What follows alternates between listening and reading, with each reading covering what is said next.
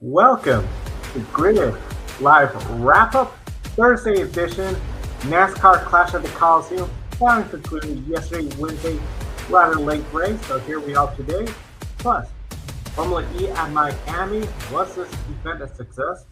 Joe San Diego, Matthew Bro from GridNetworkTV.com. That's good to see you, and of course, good to have our Patreon investors investing us. On the show, Mark, Robert, David, Matthew, Crystal, and Nico, our newest investor. Link in the video description to our Patreon page where you can invest that way through Patreon. Also, one-time investment through Buy Me a Coffee, YouTube Super Chat. We'll gladly accept that. And follow us across social media at Grid Network TV and GridNetworkTV.com. I know, Matthew, you'll be getting ready for a busy 2026 NASCAR Cup Series season, and the Cook Out Clash, it kept everyone busy, but not so much in this aspect of a lot of action on the track. We got a lot to talk about, but just we're still here at Winston-Salem. The snowstorm, it pushed it to Sunday, then from Sunday to Monday to Wednesday. And we didn't know the weather. It was like, will they be racing this on Thursday? Well, can they even get this event in? Because we're getting close to, for the Fox team, they got the Super Bowl, they got the Daytona, they got a lot to do for their crew. But thankfully, we got the race in, even though we still had snow alongside of the safer barriers, which is a image. I mean, we put in our thumbnail. It's just something I never would anticipate. Race cars on the track racing, and there's snow alongside the track. Then next, we had sleet falling on the track. We had the wet weather tires come on. We had a messy situation to the point where Fox said, hey, we have to push this event on another channel because the Masked Singer is coming on. And I guess that's apparently something of a show where they saw more value in airing that rather than the conclusion of the clash.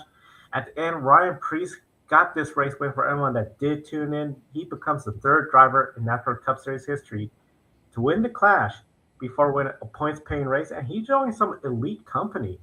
Jeff Gordon, don't need to talk about the accomplishments in his career. And Denny Hamlin, 60-plus wins, so close to a championship, could be another contender. And now Ryan Preece.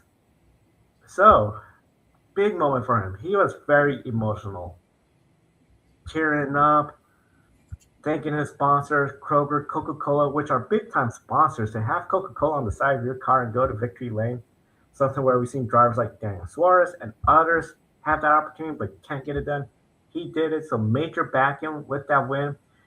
RFK, positive step, getting a win. Brad Keselowski, of course, out of the event with a leg injury.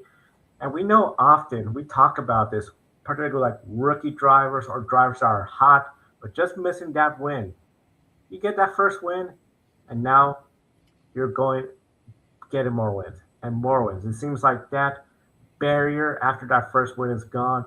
My question for you, Ryan Preece, he got that first win, a short track. He's used to these short tracks. Will this reduce the pressure on Ryan Preece to win a cup race, mainly a points-paying race?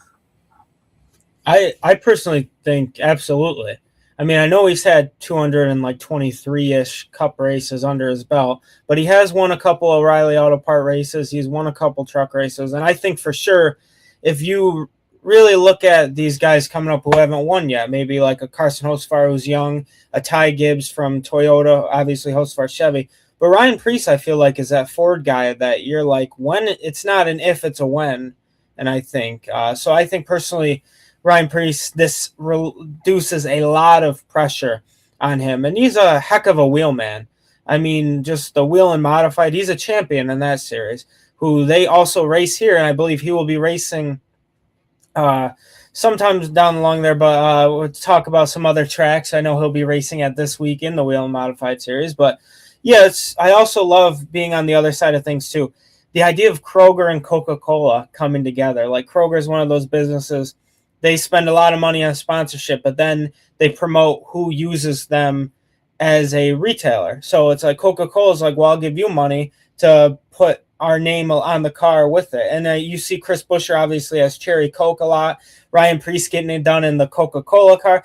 It's just truly an awesome thing. Unfortunately, with Coca-Cola and Lionel diecast, I don't think we're going to get a Ryan Preece race win victory anytime soon, just based on licensing. And I think people will notice that too if you look at the O'Reilly Auto Parts series now. Corey Day's car specifically, they released the diecast for the number 17. It doesn't even have the series logo on the side because Hendrick Motorsports is affiliated with Napa, which are competitors. So a lot of fun things that nobody cares about. But what we do care about is Ryan Preece doing that. And then, like you mentioned, Joe, elite company. Denny Hamlin's one of the best ever. Jeff Gordon, people argue, is the best ever. So to be in company like that, I know Ryan Preece is a little older. I think he's still got a lot left in the tank. I think he does win at least one race this year, and I kind of hope so from that perspective. Just watching him, he's earned it more than many guys. He's done what he can. He'd call up guys.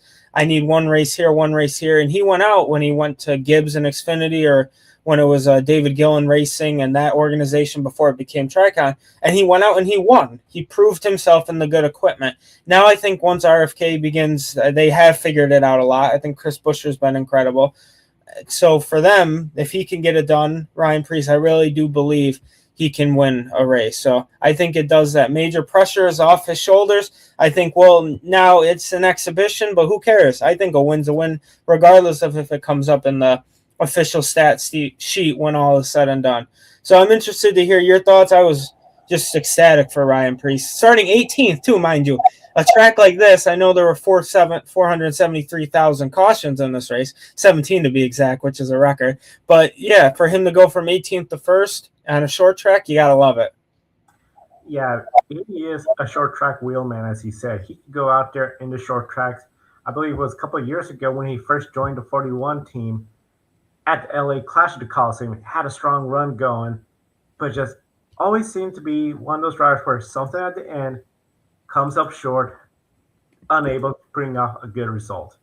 And I feel this is something a lot of drivers searching for that first win. Maybe something with the pressure, maybe something with the team.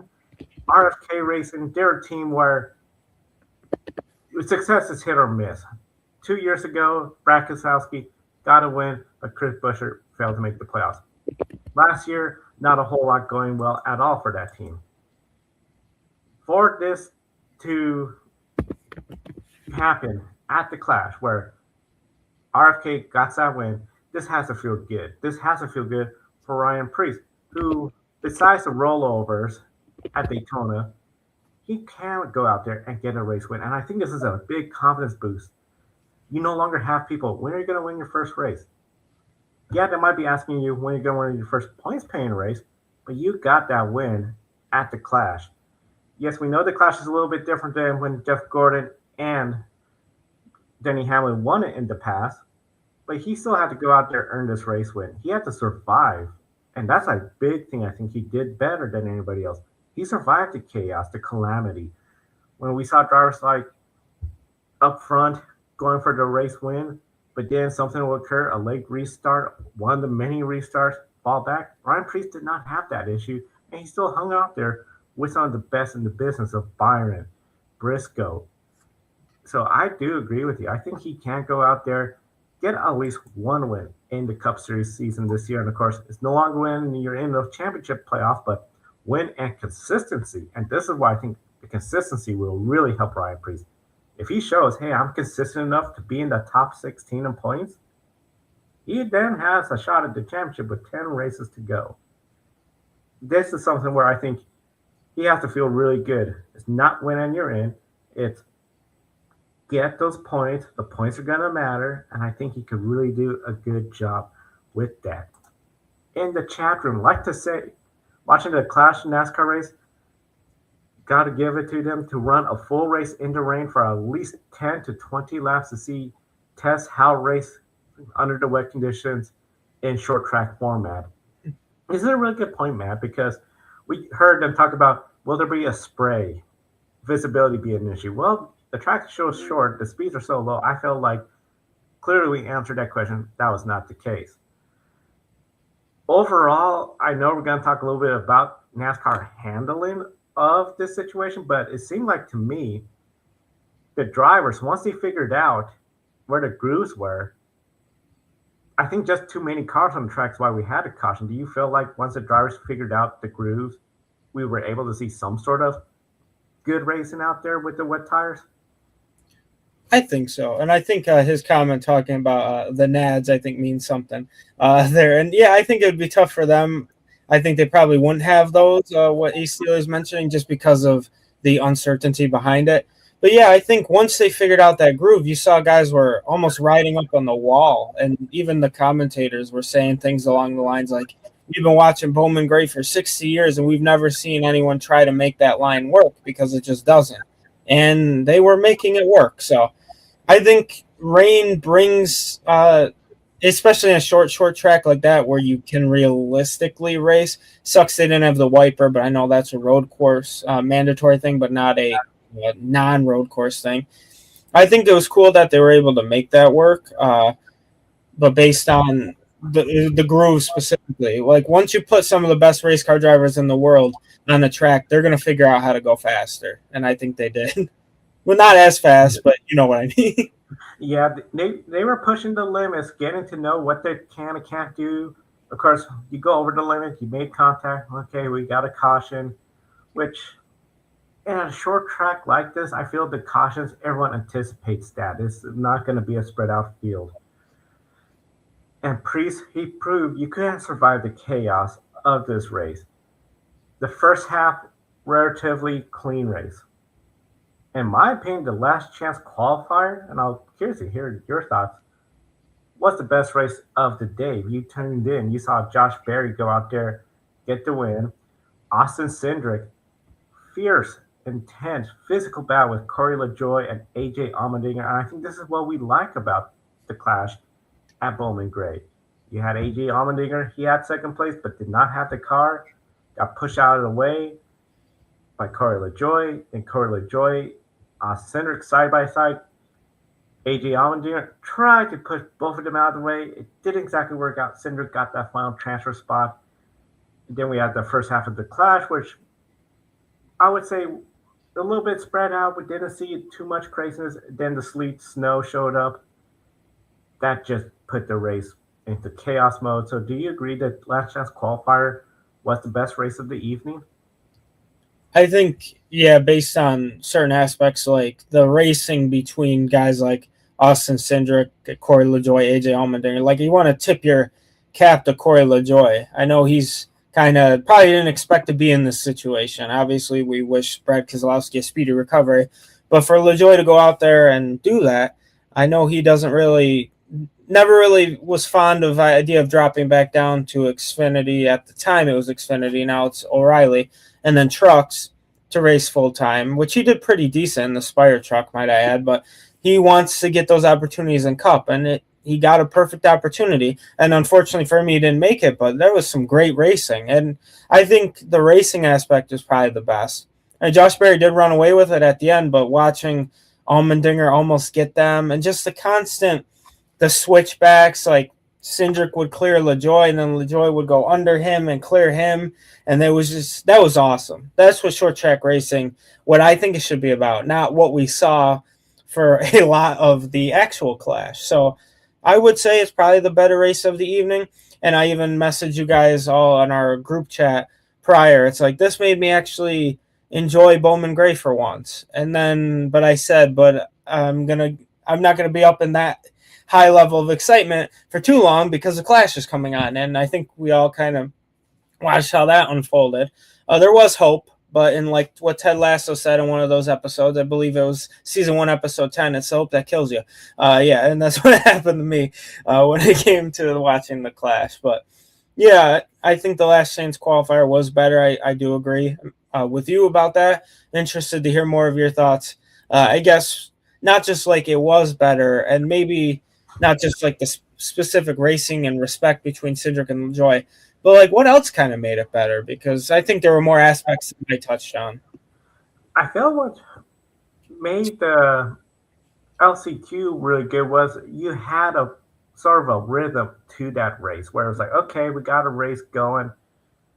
And that was clearly not the rhythm we had in the second half of the clash was follow the pace car for lap after lap after lap. The LCQ, I always find it where it just seems when you have a race like an LCQ or the All Star Open race, then the Winston Open, where you got drivers trying to get into a bigger show. Despite that, the fact that you got drivers that is like, hey, this is my opportunity to shine on a bigger stage, it doesn't get as crazy as some of the mayhem we've seen at some of these other races where it just seems, even in point races, gets too crazy, too ridiculous. We have multiple overtime finishes. We didn't have none of that. And I feel you got drivers like Josh Berry, good racer. He showed what the Wood brothers have. They got that potential to got wins this year again. Austin Cindric getting better and better. Corey LaJoy, I think he's showing that, hey, RFK has something under the hood of all their cars. AJ Allmendinger, colleague, oh my gosh, they need a good season. This was some hope for them. Any one of those drivers, especially AJ Allmendinger with that bout, could have done something ridiculous where, oh, we have another overtime. Oh, this was a crazy move and controversy. We did not see that. I thought they were just really showing that they're good racers. They're going to get physical.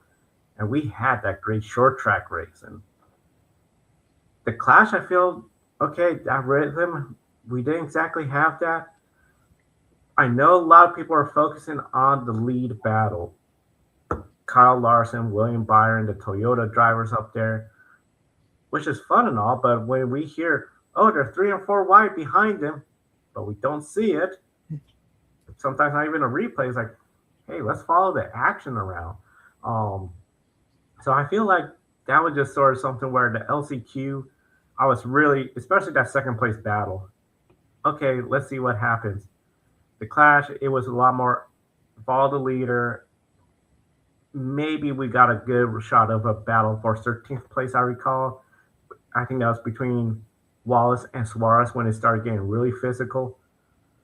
But overall, the LCQ, I think, delivers on that height in the chat room.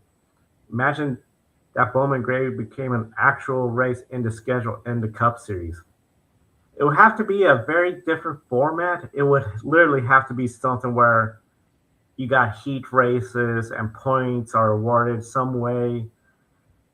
40 cars on that track will not work. I mean, heck, I would even say the Clash was just above the limit of how many cars can make it work. It sort of reminds me of the years where we had the Clash in the Coliseum, where you had these smaller heat races, like 10 cars, 10 cars, 10 cars, the top 5 or whatever got in. And then the Clash itself, a little too many cars. So the Clash, of course, I mentioned Kyle Larson. He stood out for leading a good portion of the way. William Byron, Chase Briscoe, all of them we anticipate to do this. They're the top guns.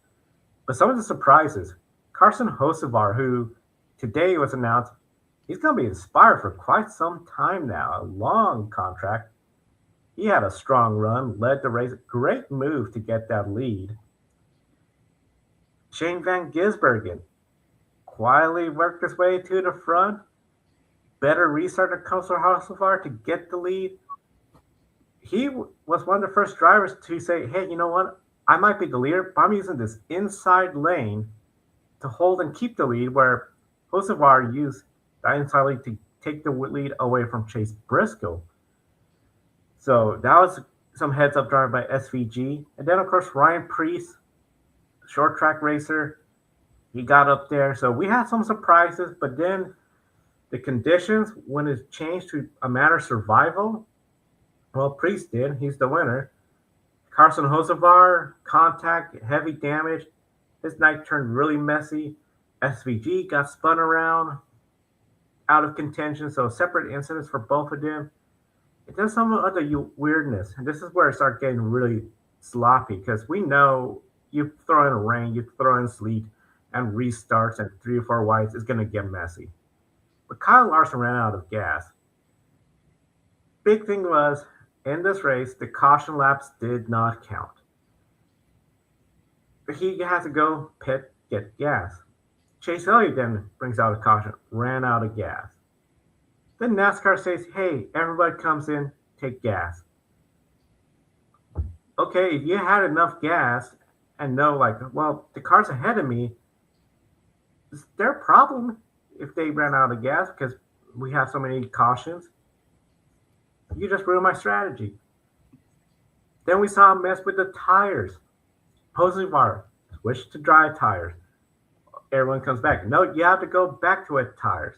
Then it became, well, wait a second.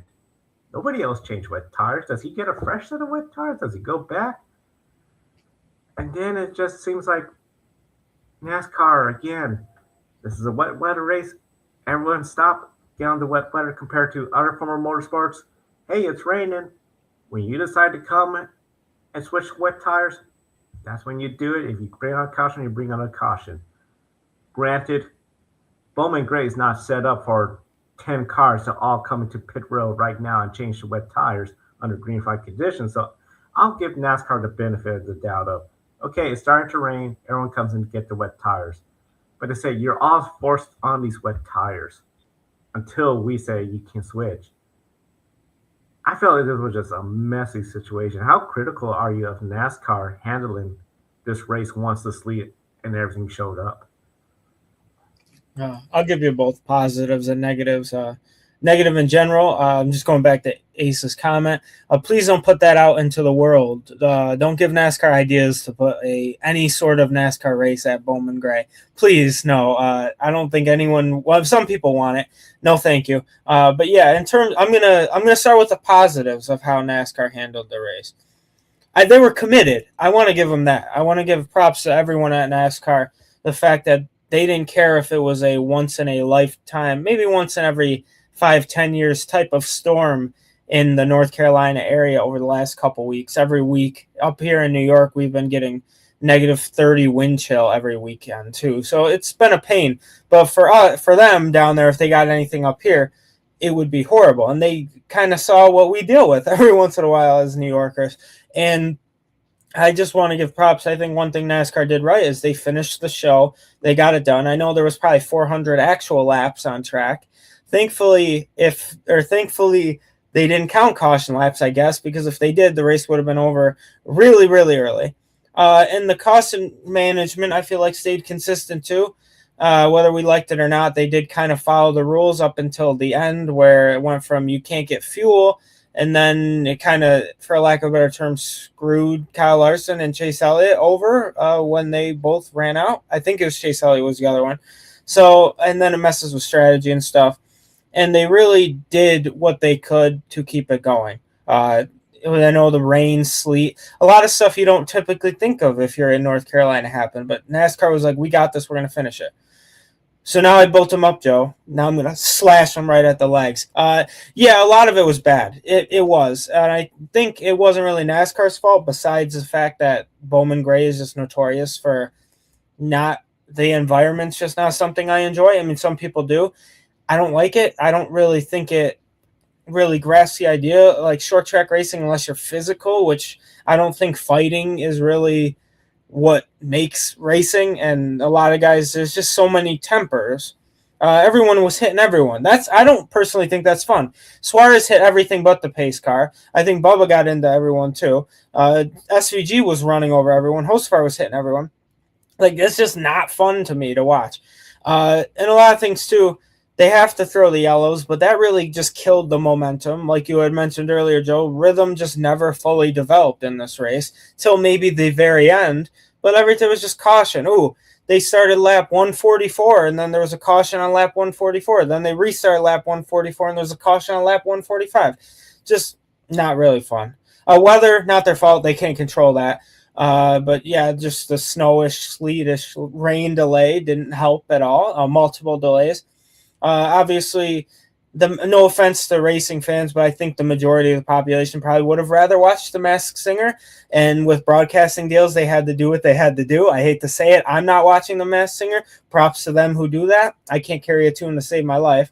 But that's just another thing that kind of hurt them. And then just the spectacle, the idea of an event like this just kind of overshadows the racing, in my opinion. And I think with the Clash, if I was handling it, I would want it to be something that gets people excited about the racing, not the physical survival. I mean, shout out to Ryan Preece for surviving, but when I think of racing, survival is a part of it, but not in this way that what we saw. But yeah, that's kind of my thought of their handling. I do think NASCAR did some good things. I think we have to point that out, but at the same time, not many people will. That's why we have to say it, because they really did a lot of stuff. They were very committed, and I respect them for getting it done. But there was also some negatives, and luckily we would be here for 4 hours if we went into Fox and we talked about how Fox. I'm not the biggest fan of them, and producing is a hard thing. Don't get me wrong. I do stuff on the side where it's just one camera. It's me, one camera, and that's hard. But for them, I don't know what they're missing. A quarter mile track. It's a quarter mile track, like literally a running track size event, and they were missing stuff. And I don't know why. It's a tough thing. Don't get me wrong, but yeah, I just not a fan. But then I was watching Formula E, and man, I got to give Formula E props. I think they do a heck of a job with their camera work. I think they could probably take some notes from that. But I'm not going to go too much into that because that wasn't your question. I already rambled on long enough. I'm interested to hear your thoughts about the clash. I like what you said about give them their flowers for running this event, because NASCAR could have easily said, okay, there's snow, it's cold, it's going to be miserable. We're not going to do the event, or we're going to do it at Daytona. We know there was those rumors. They could have easily just said, we'll issue refunds to the fans that bought tickets, or just call off the event altogether because it's a non-point event. It was good that Fox did make that effort to try to show the entire race on television, on network television. I don't watch The Masked Singer. I don't watch none of those shows. So for me, it's like, okay, at least I got the app so I could continue watching the race. But it's just sort of goofy to hear Mike Joy, Masked Singer's coming up next, but be sure to switch over. It's like, is there really people out there that are just saying, get this stuff off? I want to see who the Masked Singer is. That's just not me. So I understand everyone's trying their best on such unique circumstances, and give them their flowers for getting it all in. So we, the fans, could talk about what we think about the race winner, the event, and everything. But the mess that they had, I understand when you have wet weather tires, and a track where you have not tested, you have not practiced. The teams, this isn't like Formula One where they will have wet weather tire testing days, so everybody sort of has an idea what to expect. They didn't. So those first few laps, okay, you get the green flag, but then there's a crash on the restart because somebody entered the corner too hard, put somebody in the wall, spun them around. Okay, I get that. That's going to happen. Once they start figuring out the limit, okay. But the continuous, why are we doing these laps just because we're thinking maybe it'll lighten up the rain or something? Let's just go. We're on TV. You got a situation where your rules are saying, hey, these laps don't count, so you're using your fuel. And if you run out of fuel, well, okay, go run to pit road, get it. I mean, if you're in a good spot, you could have essentially said, hey, well, pit during the caution, laps don't count, just come back at the line. I mean, NASCAR's handling of this race, I think, really just made it where they need to have a better plan, especially if the event comes to Bowman Gray next year. If for some reason we're moving the clash to another stadium facility and weather could be an issue, have something more defined in place. You know what the tires are going to do. The spray on such a short track at low speeds is not going to be an issue. The visibility was not affected. You know that the teams, if there's going to be a situation where, hey, we're going to have all these caution flags, maybe you just got to make the caution laps count and say, okay, they're going to count. Maybe you could do a rule where green, white checker or something. I don't know. This is a non-points race, so I'm more okay with the idea of overtime and the caution flags counting, because at the end of the day, you had a mess where the teams had just said, we're going to put as low fuel as possible. So when the checker flag comes out, we're on fumes. Well, because of all these caution flag laps in which the laps don't count, they ran out. Messed over Kyle Larson and Chase Elliott. Granted, Kyle Larson's night started getting pretty rough after he lost the lead. I feel NASCAR, what are we doing with everybody coming due to fuel? I don't think we would have had a situation of, oh, we took the green flag, but another car ran out of gas. Then another car ran out of gas. I think at that point, the drivers that knew we're low on fuel, they probably would have come in. When you have drivers trying to get onto dry tires to do something different, we know that can make a race a lot more exciting. We saw a few years ago in the Roval, Ty Dillon in the 13 car of all people. I'm switching to the regular tires because it's starting to dry up, and he looked like Lewis Hamilton, just passing everyone left and right. That would have been something if we could have said, hey, what really stood out, Carson Hocevar, I'm switching on to dry tires. Two things would have happened. One, he's been around over and over, and we agree you switch on the dry tires too early. Or two, he comes up through the field, and then the next caution comes out. Several drivers pit to make it those soft tires, but they're on the back. Who stays out front on the wet? We missed out on a good dynamic. I'm hoping this is just a case of the clash, the TV window, and everything, and NASCAR we want to get this race done. But I'm hoping they could just handle it a little bit better next year for this event because no doubt they got the rough hand of the weather. I mean, snow alongside the safer barrier, alongside the stadium, and here we are racing. The fans, give credit to the fans that showed up. They were dressed like they were in the winter time. In fact, pretty much if you're from the north, this probably would have been a good race for you because you probably felt like home. But we know the reason why they picked this event is because when we had this clash at the Los Angeles Coliseum, which much better weather besides that final year when it rained, the racing was just not the same. You have brand new pavement. The tires just could not really get it. Where here, when there was good racing, we had good racing. The weather just derailed it, just like it did the final year of the Clash, where NASCAR ran it a day early and said, hey, it's free, show up. We also know the Clash, this is only the third different venue. Daytona, the only other venue, of course, that's the super speedway. They tried to road course one year just to do something different. Should the Clash return to Bowman Gray? And if it doesn't return to Bowman Gray, what venues are you looking at? I will die on this hill. I hope we never see another NASCAR Cup, O'Reilly, or Truck Series event at Bowman Gray. I just know it should. I don't care if it's exhibition or not. I really just do not believe it is handled and suited for an event of that magnitude, just that size, too many vehicles. Wheel and modified tour, I think absolutely go with it. I think Arc East, absolutely go have fun with it. Any of the other top three series, absolutely not. And there's another hill. This is one I will die on the most. Ryan Preece said it. I've been saying it for a few days in our group chat. We'll have to pull up the Slack chat on another broadcast. Please bring the Clash to New Smyrna Speedway. It is right there for you. It is just 20 minutes outside of Daytona International Speedway. No, it might be a logistical thing. Unfortunately, they got to go from North Carolina to Florida back and then right back. But one of the best things in stock car racing is coming up, and that is the World Series of Asphalt. Kicks off February 6th. 9 days of incredible short track racing. Wouldn't it be so awesome if the Cook Out Clash could kick off an event like that at a track that is affiliated with NASCAR?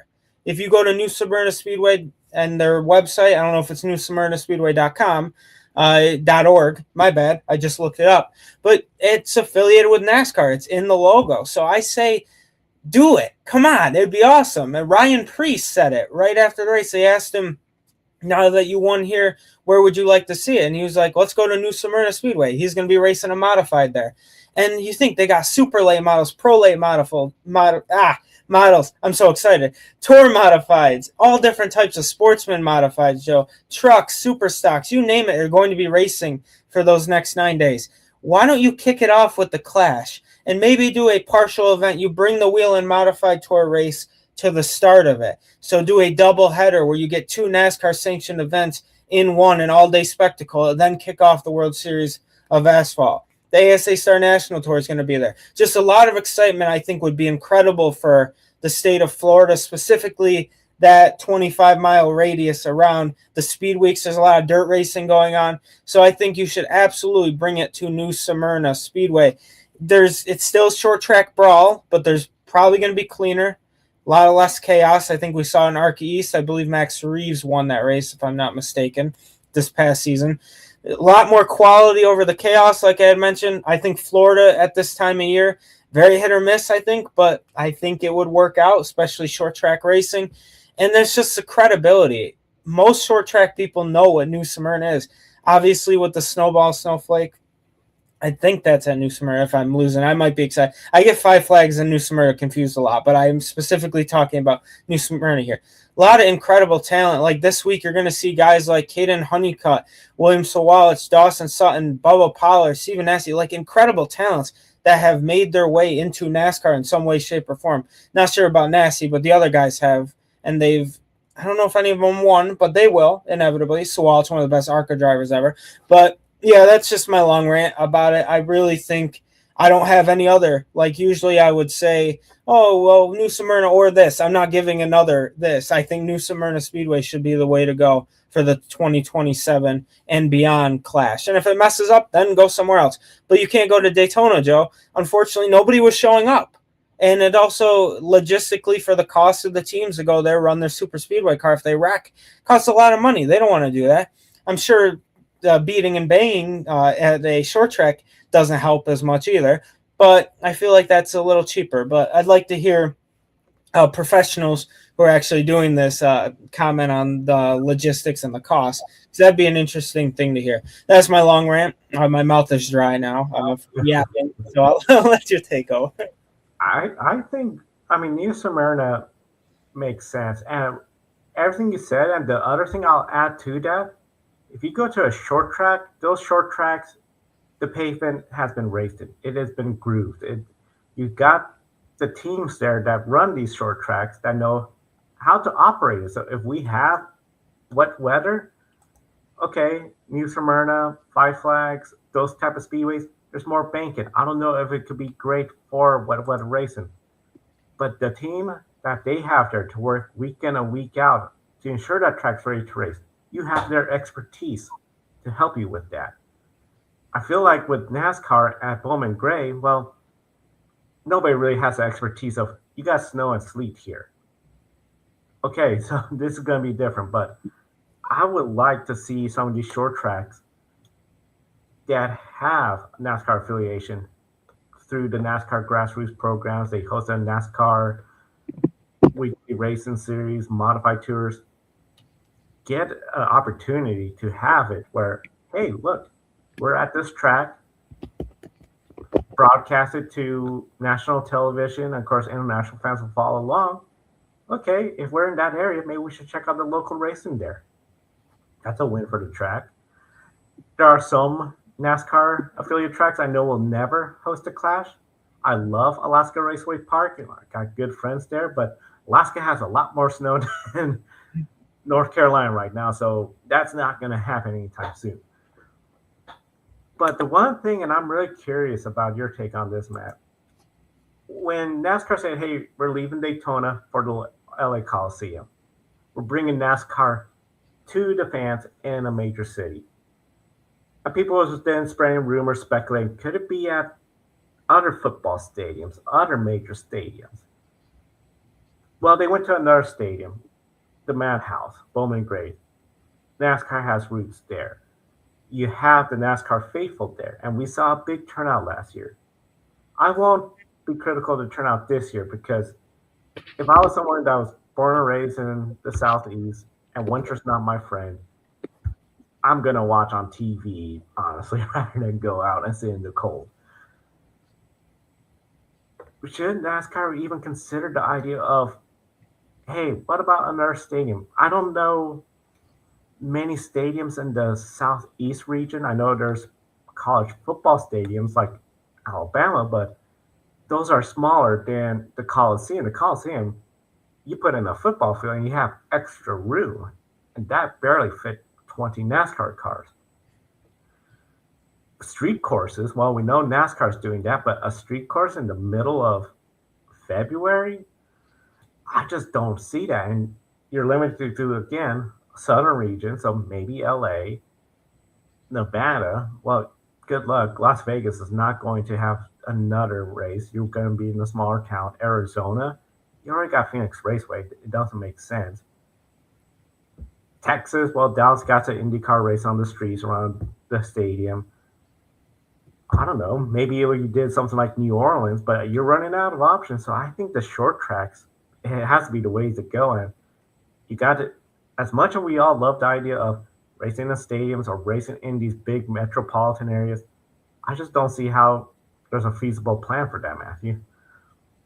No, I get you 100%. Yeah, I want to apologize to the Snowball and Snowflake are held at Five Flags, and then I meant to say because of the World Series of Asphalt at New Smyrna. I think those are just two incredible facilities. Got so excited I kind of combined them into one. But either way, I think that would be a good option too. Five Flags is a very fun track to watch races at.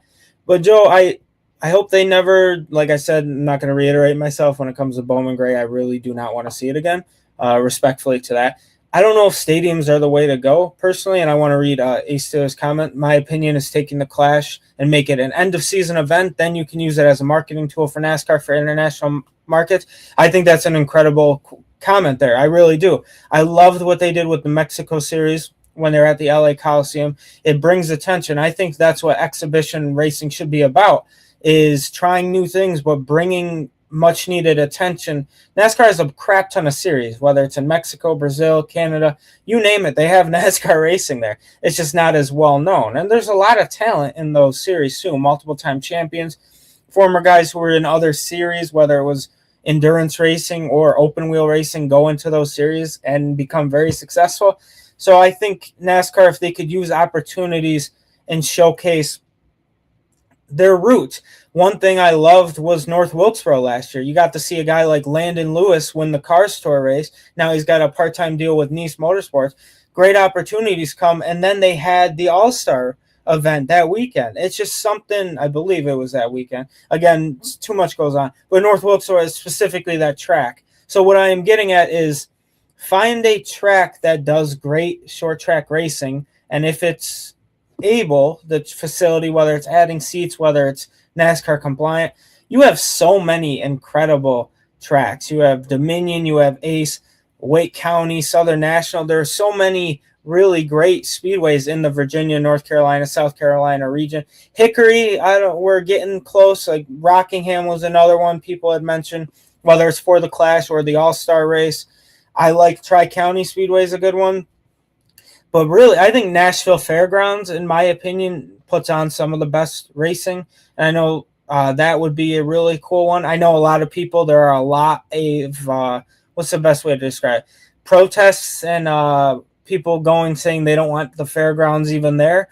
So unfortunately, I don't know how that would work with them bringing a all-star event or a Clash there. But that's a great speedway. Nashville Fairgrounds Speedway is incredible. And then, like I said, Langley, I'm just reading the Cars Tour schedule, as you can tell. But they go a lot of South Boston. If anyone's watching the Rams series on whether it's Fox or YouTube, they race at a lot of these tracks in that. And then so does the Cars Tour. There's a lot of great short track racing, Joe, in the North, I guess you could say would be the East, just pretty much East Coast.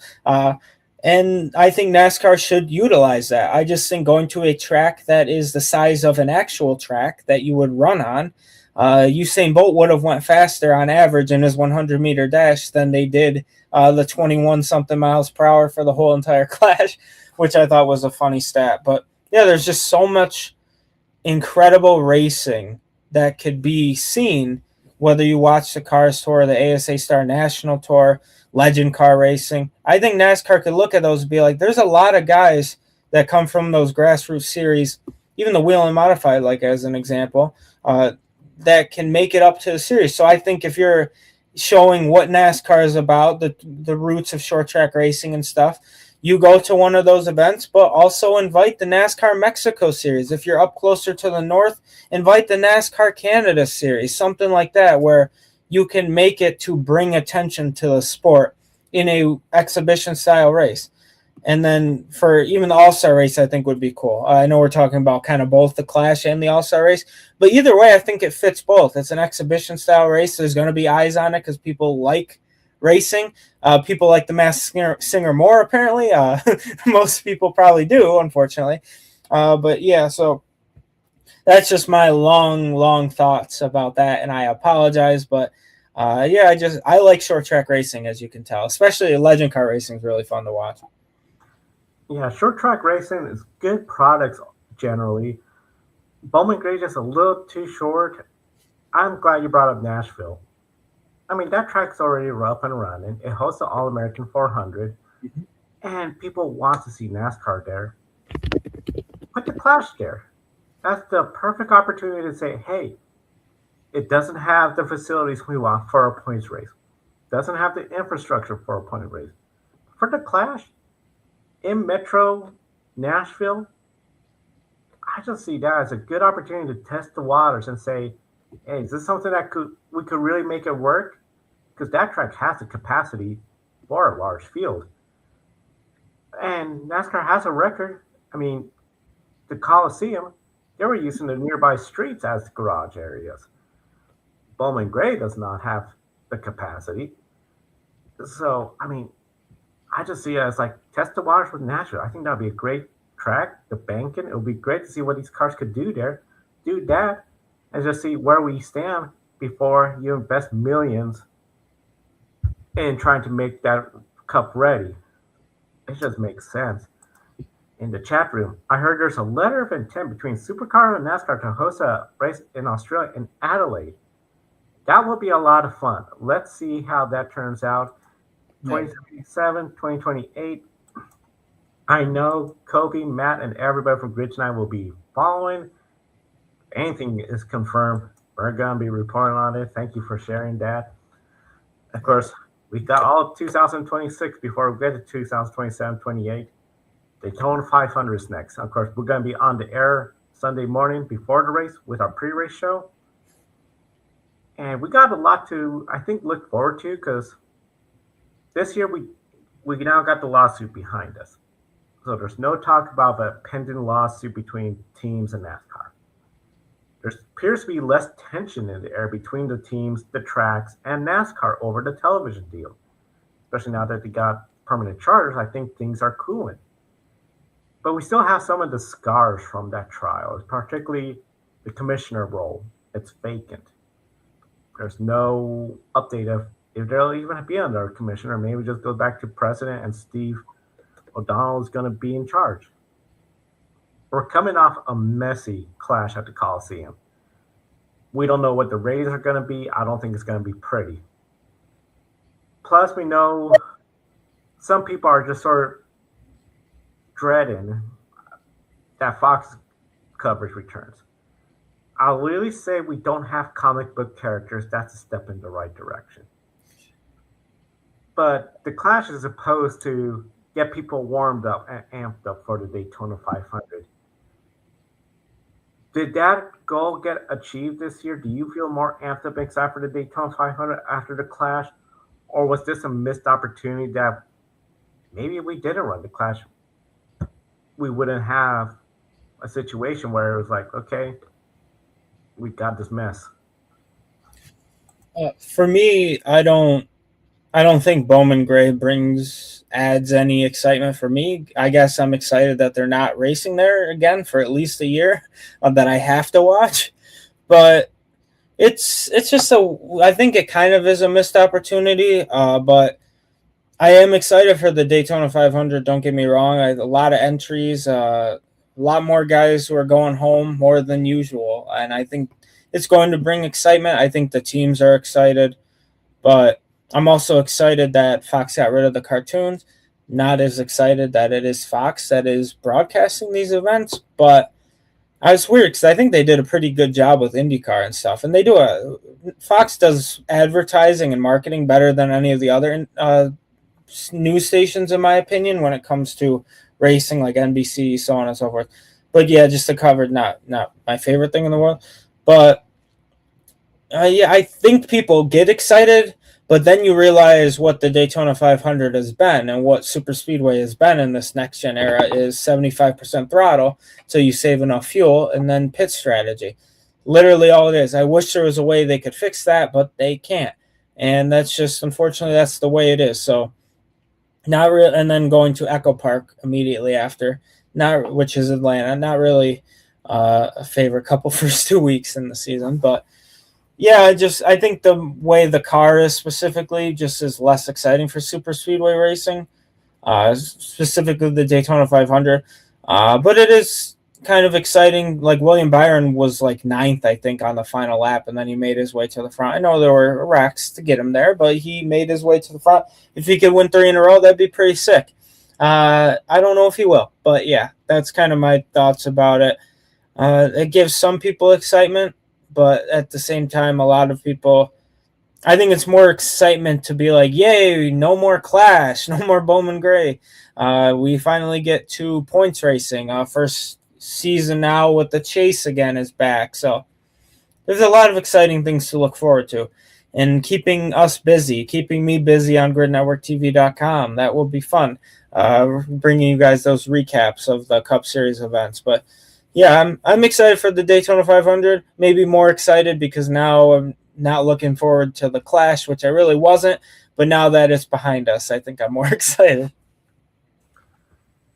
Yeah, I feel the Clash is supposed to add that excitement, as I mentioned. And when it was at Daytona, it was sort of that, okay, it's warming you up. You're seeing the cars at Daytona, but the fans didn't turn out. The TV product wasn't exactly the most thrilling.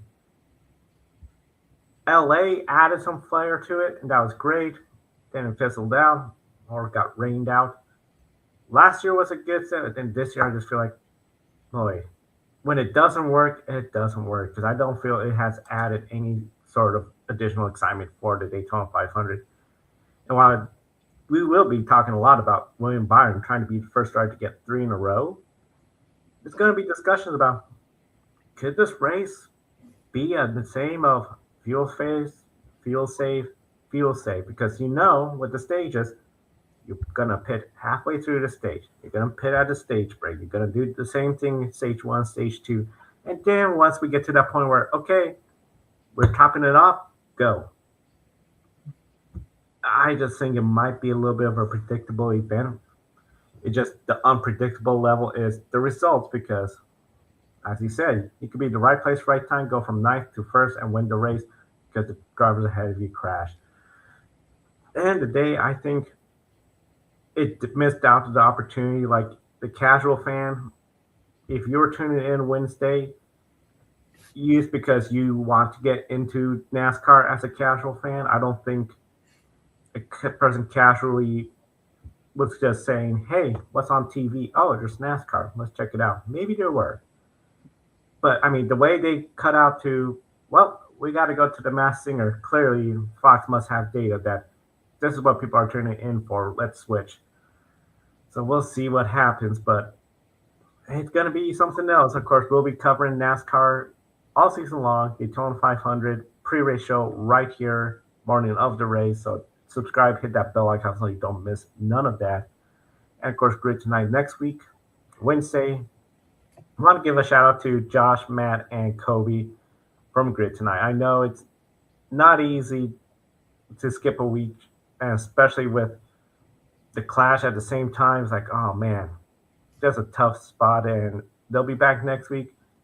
Matt, Josh, they're hot in knots. I think it's going to be a lot of fun. Curious if they'll have any knots from the Clash. And as we end off the Clash segment, from Kid Laps 27 for the Clash race, just bring it back to Daytona next year. That is a very simple solution on paper. We'll need the what we call super speedway cars again. And when you think about it, man, now that you brought it up, if we had the Clash at Daytona, then you have the qualifying effort, so that's going to be a totally special car.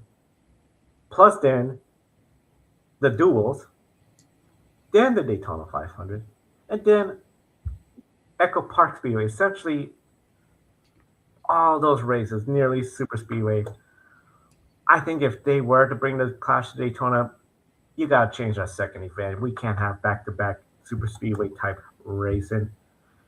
Kobe, Grid tonight might be 2 hours long with double the news. Lots of news to talk about, of course, and we thank everyone for participating in the chat room. Let's switch to Formula E, and Formula E, of course, they were in Miami, this time at Hard Rock Stadium, not Homestead Miami Speedway like last year. Shorter version of the Formula One track. Mitch Evans won this race, and kudos to Mitch Evans. As people know that watch, I always say he starts the season off slow.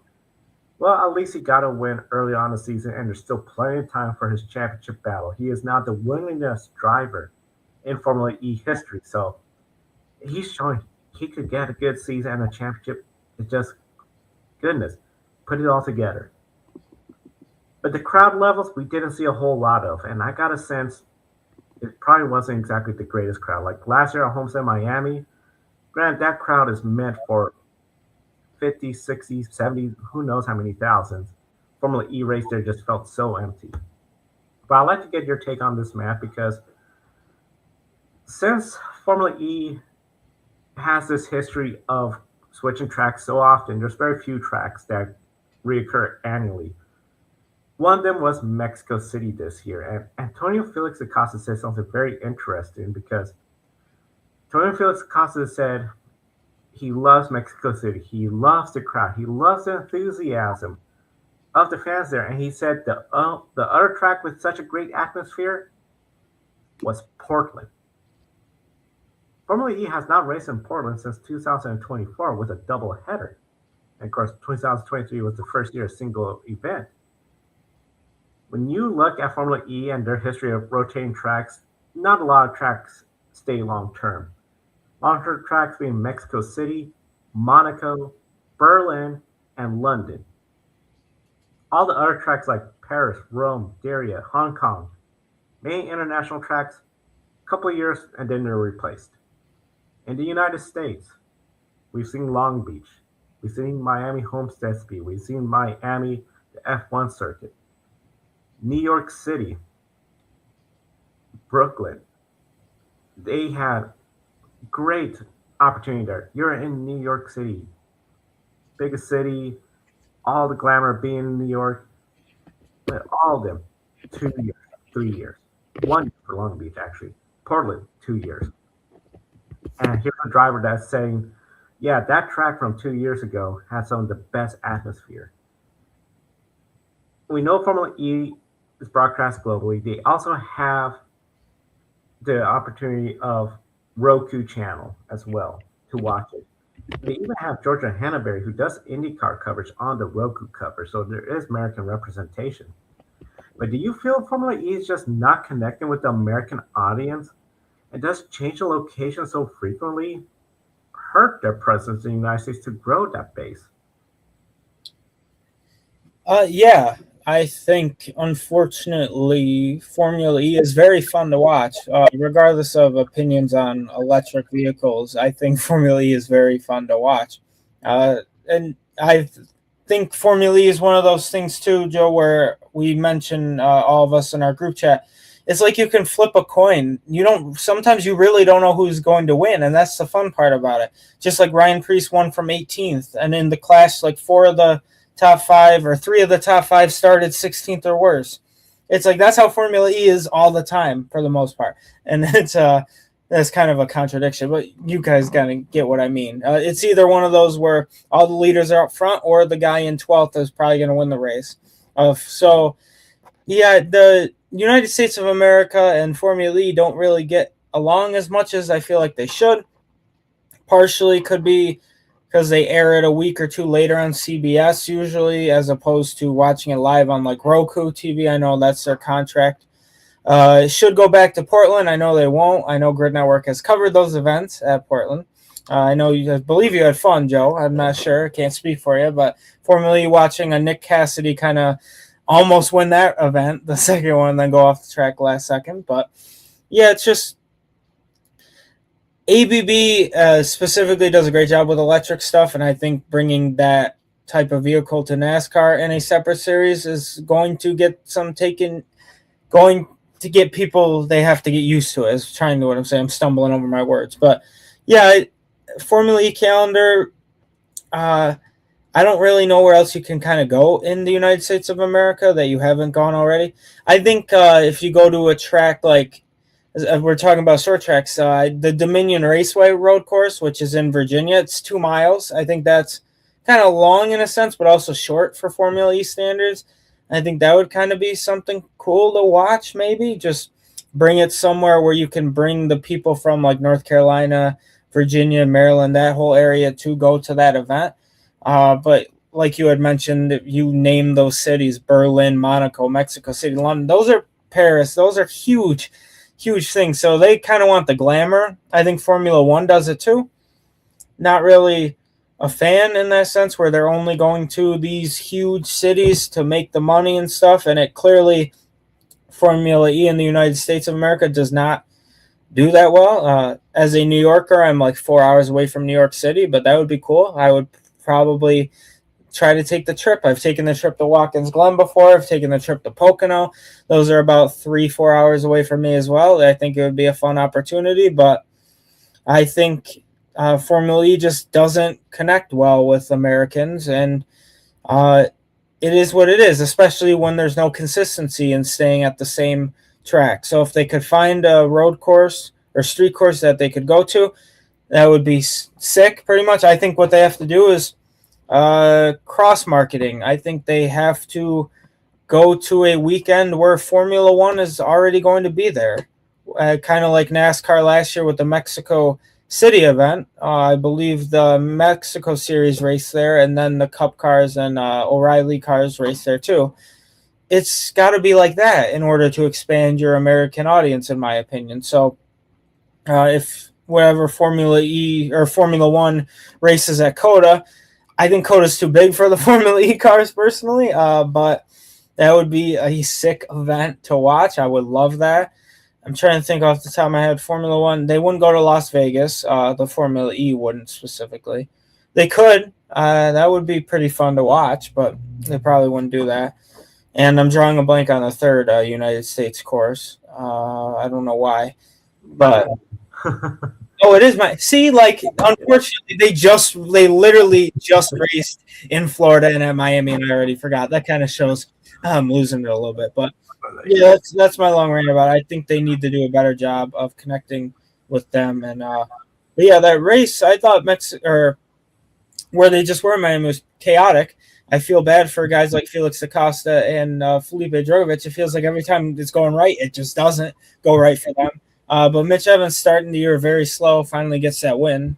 That's exciting. But yeah, they could do better. But unfortunately, I don't think Americans are as welcoming to Formula E and the electric racing series. That is truly an incredible spectacle to watch. I really do enjoy it. I have a Formula E sweatshirt somewhere. I don't know where it is. I think my grandmother wears it now because I gained weight and she lost she lost it. So it fits her. It doesn't fit me anymore. I agree with you. I think there is that hard aspect, as Kobe mentioned. I like watching and covering Formula E.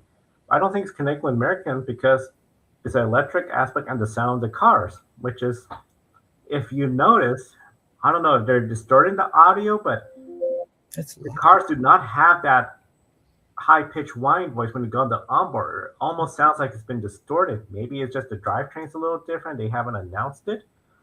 But yeah, I just feel with Formula E, you don't build that base if you're changing every 2 years.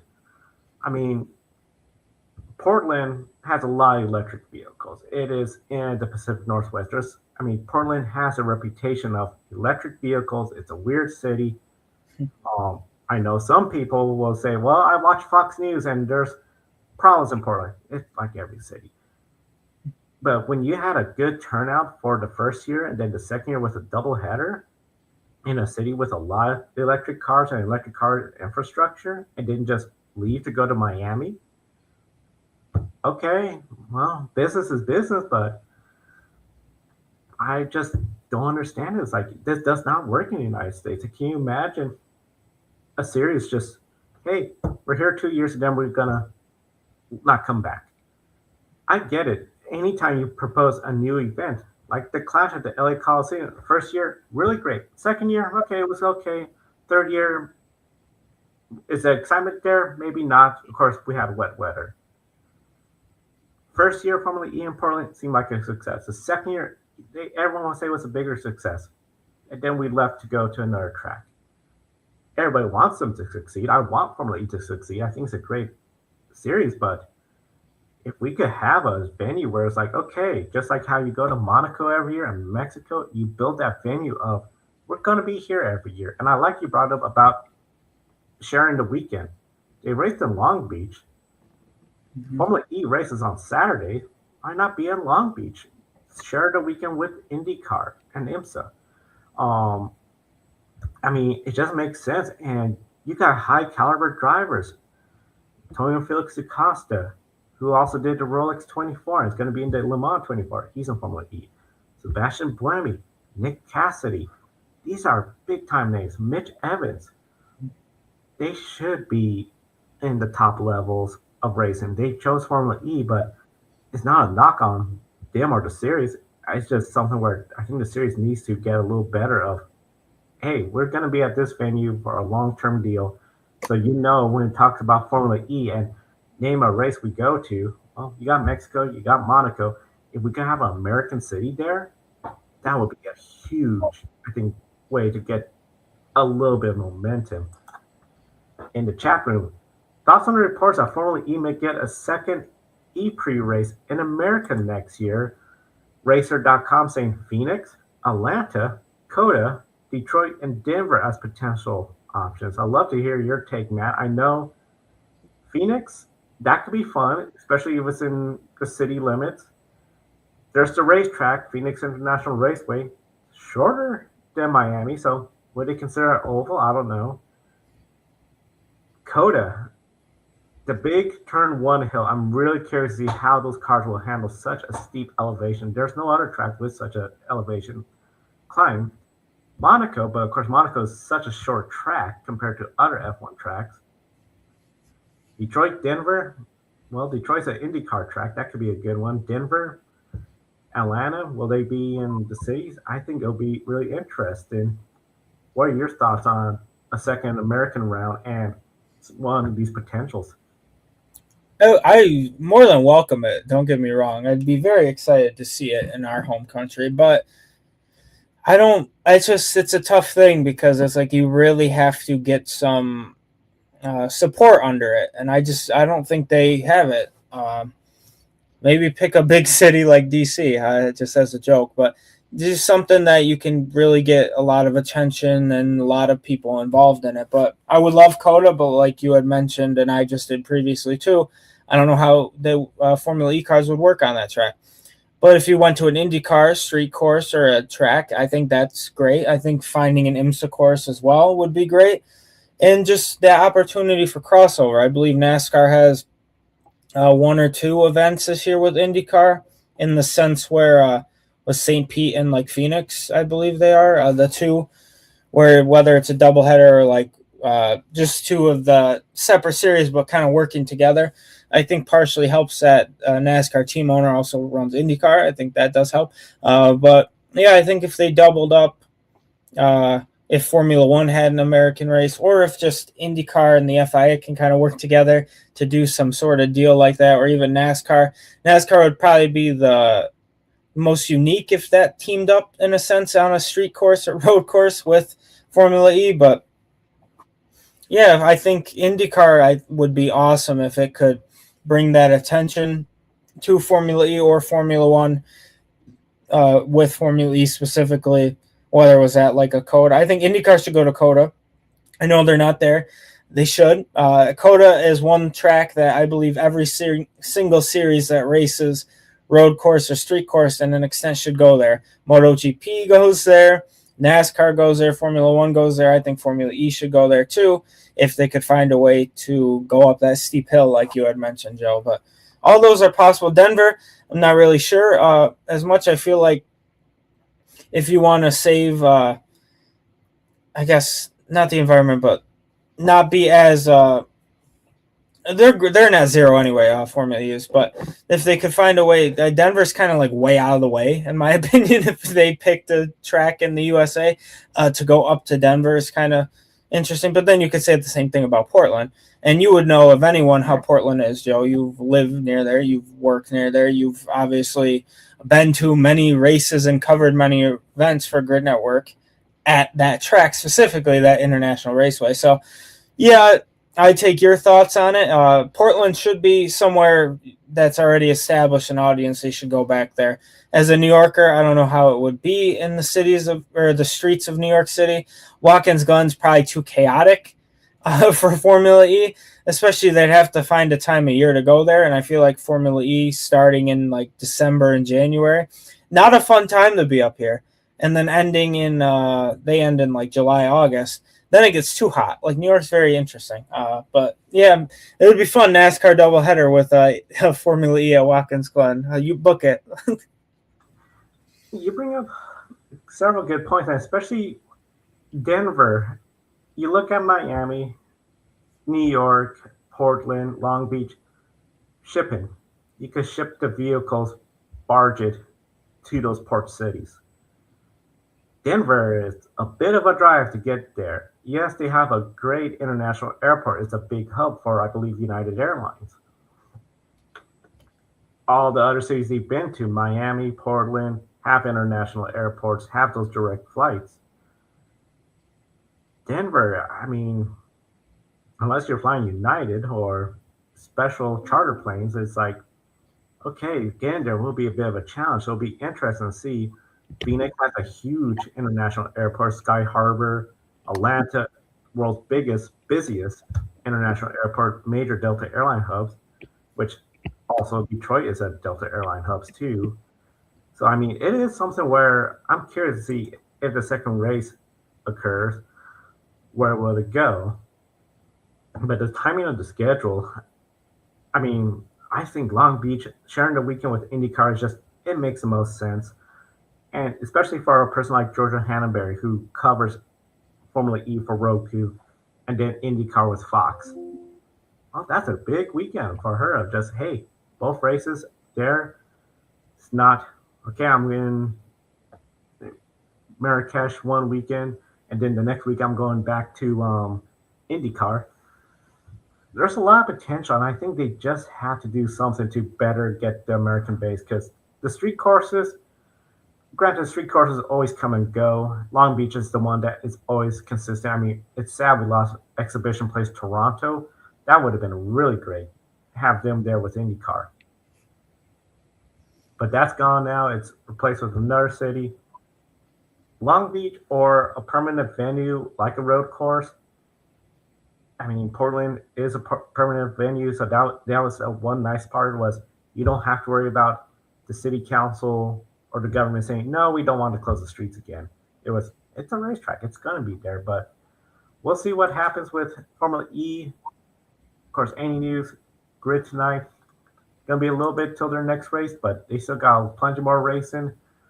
We're looking forward to a couple weeks. We're going to be busy March with motorsports for the grid ranking. You'll be writing on your NASCAR articles, and of course, grid tonight will be on the air Wednesday next week. Let's wrap this up with shining moments. Encourage everyone to share your shining moment from this race weekend and the Formula E race weekend, because I know it's been a little bit of time. Just one of those deals originally will be recapping both series sooner, but then with the delays, it got pushed back. So, Matt, what is your shining moment from Formula E or NASCAR? Oh, I know there's an obvious one. I'll get to that, but for Formula E, I think Mitch Evans becoming the all-time winningest driver is pretty. I think that's a one shining moment in itself, especially his success in that series. He's been there quite a while, so for him to now be the all-time winningest driver, I believe, is pretty awesome. And then you look at NASCAR. I honestly think NASCAR being able to get it done and everyone that helping out to shovel the track, to get the plows out and around the area to get it done, and then shoveling in the stadium as well. That's got to be a one shining moment in itself, just to be able to get the event done. I know a lot of people will bash NASCAR. I spent a lot of this time bashing Fox and NASCAR, but I give credit where it's due. You got to give them their flowers when it came to getting that event done. Might not have been the way people wanted to get it done, but they got it done. And then obviously Ryan Preece, pretty awesome to see him get it done and win short track Clash. I know it doesn't count, but it does count in my opinion. He deserves it. Very happy for him. I hope he can ride that confidence into this season and get a win. Because if you look at that field, Joe, in NASCAR Cup Series, there's not many guys you would say deserve a win more than Ryan Preece, especially all the time and effort he's put into racing. So he deserves it. It'd be really cool for him to join that exclusive club of winning across all three series, and even as a modified tour championship, which is pretty awesome. So those are my one shining moments. Mitch Evans, all-time winningest driver, NASCAR being able to get the Clash done, regardless of Mother Nature, and Ryan Preece winning the event. Yeah, those are the one shining moments that really stand out for me as well too. I mean, the two race winners, the Clash, we got it in. It was messy, yeah, but we got those two races in. The last chance qualifier, I think that's my shining moment. It's going to go to the racing we saw there. It didn't turn to a clown show. It was good side-by-side racing. Josh Berry, that team, they have the potential. They just need to stay away from crashing. I think they could have a strong year. They could get another win, put themselves in contention for maybe the chase. We saw a good run by all drivers. Ty Gibbs for a while. We know he's been through a lot. A lot of people wondering where he's going to be within that organization of one of the drivers that they're going to be around a long time. Well, that's great and all, but you got to go out there and perform on the track. He had a solid night at the Clash. Things got a little sideways, as they usually do, but I mean, much better than last year, where last year he tried to retaliate, got airborne, and was done for the day. So maybe it might be a sign of good things for come for Ty Gibbs in 2026. That said, just a friendly reminder, we will be on the air Wednesday, Grid Tonight. Then, before the Daytona 500, we'll be on the air to preview the Great American Race, and can William Byron make it 3 in a row? So be sure to subscribe to us right here on YouTube and across social media at Grid Network TV. And a big thank you to our Patreon investors, Con Shell, Mark Robin, David, Matthew, Crystal, and Nico for investing in the Grid Network through Patreon, link in the video description. And a big thank you to everyone that participated in the chat room today. For Matthew, I'm Joe. Thank you for watching. We'll see you next time.